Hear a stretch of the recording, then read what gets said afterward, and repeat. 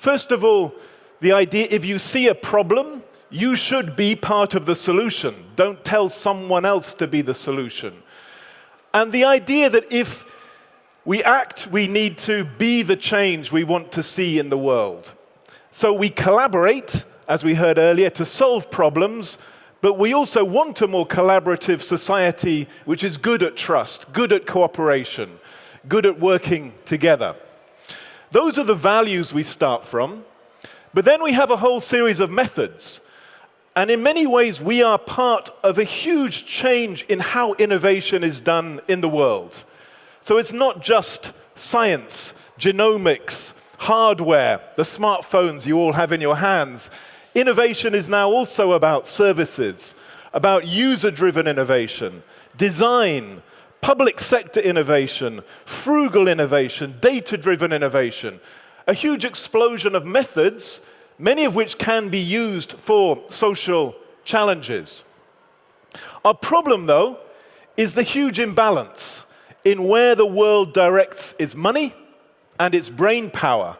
Far more is directed to the military, or to a few industries like pharmaceuticals or marketing or finance, and very little still to problems of migration or aging or drugs. And this is what we're here about. How do we use the world's brain power and money to really solve the problems which matter most in the world, not perhaps a better YouTube search recommendation engine or a better way of using drones to send missiles to kill people.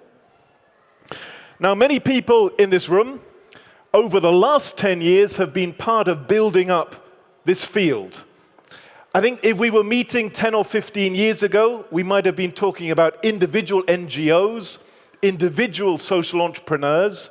Now we have a much richer conversation about government, about big business, about whole systems, and how we change them for education or renewable energy, all the things we've heard about already this morning. And in the last 10 years, we have seen many new flows of money into this field. Impact investment, government funds, new asset classes like social impact bonds. We have the traditional government technology innovation agencies becoming much more active in this space, certainly in Scandinavia, Malaysia, Singapore. We have the engagement of power, again with national government policies, the European Commission we will hear from in a minute, mayors of very big cities making social innovation part of their program, and hundreds of labs trying to make this real and practical. We have a great shift in knowledge with universities creating research centers, courses of all kinds, and lots of new exchange networks like SIX, and a big shift in how we think about evidence. How do we find out what really works? Which innovations are worthy of being scaled up? And also, too, then we have the bottom-up grassroots pressure from the people. In healthcare, patients' organizations like Honeybee in India, the hackers movement, the maker movement, all of these are coming from the ground up. So this is the good story, and there is a lot to celebrate. So let me just say 1 minute each on a few of what I hope will be some of the shifts of the next few years, which we can talk about today and tomorrow. So one is a shift in R&D. All over the world, countries are spending very large sums on R&D, 4-5% of GDP, big sums, Japan, US, China. We need to be arguing that this should be not just for new aeroplanes or drugs, but some of this should be devoted to social R&D. How do we experiment new ways of maybe helping kids with disabilities to learn, new ways of dealing with youth unemployment, integration of migrants, aging.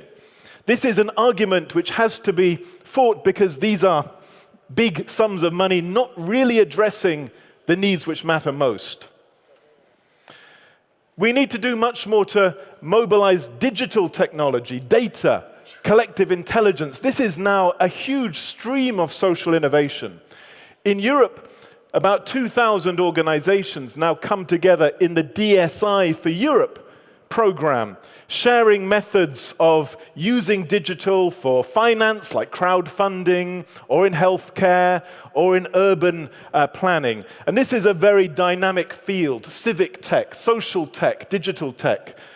At a global level, the UNDP, who are here, and Global Pulse are doing fantastic work mobilizing data, artificial intelligence to solve global problems. And in my view, some of the biggest gains will come from what we call collective intelligence. This is a picture of some of the people from the Korean government, where the newly elected President Moon last year is not just talking to Kim Jong-un about nuclear weapons. He also has a secretary in the presidential palace devoted to social innovation, 5 ministries creating policy programs to embed this in how a national government works. And there are many others around the world beginning to do similar policy programs. And then we have big business, which is beginning to become much more engaged, and it's fantastic that Zulu is showing the lead here, seeing CSI as the new CSR. We will hear many examples, I think. This is just one from Latin America, NEO, where businesses have come together with funders and governments to create millions of jobs for young people. A good example of practical, effective collaboration. And in the UK, we have an interesting example at the moment, which we manage at Nesta, called the Inclusive Economy Partnership.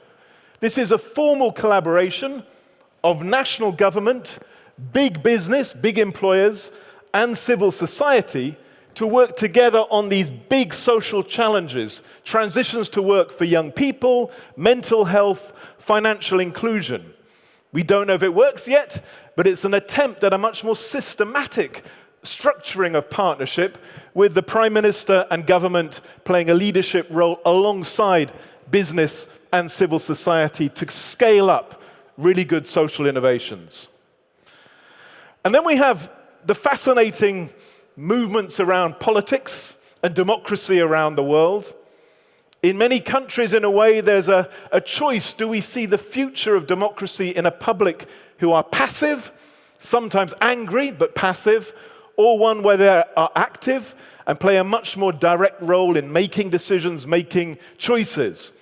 And we have developed new tools at Nesta, and last year we surveyed how these were being implemented across the world, from Taiwan to Spain to India, really making democracy much more like collective intelligence, much more embedded in social innovation than the alternative of just a strong leader and a weak society, which we think is not a route for the future at all.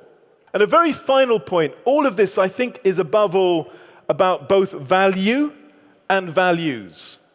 Every project we are talking about needs to create value. It has to be useful. Social value, financial value, ecological value. And that is what we are becoming, I think, more sophisticated at, measuring and understanding and promoting. But all of this is also about values, where I started. The sense that we have a duty to be the changes the world needs, that we embed values of trust, of collaboration, of tolerance, of diversity, something this city has led the world in over many, many, many centuries. And we fight against those who have opposite values and want to crush that spirit. And that is what social innovation is now. In some ways, stronger, more mature, more sophisticated, but still with many battles to fight. So hopefully we will help each other fight those battles.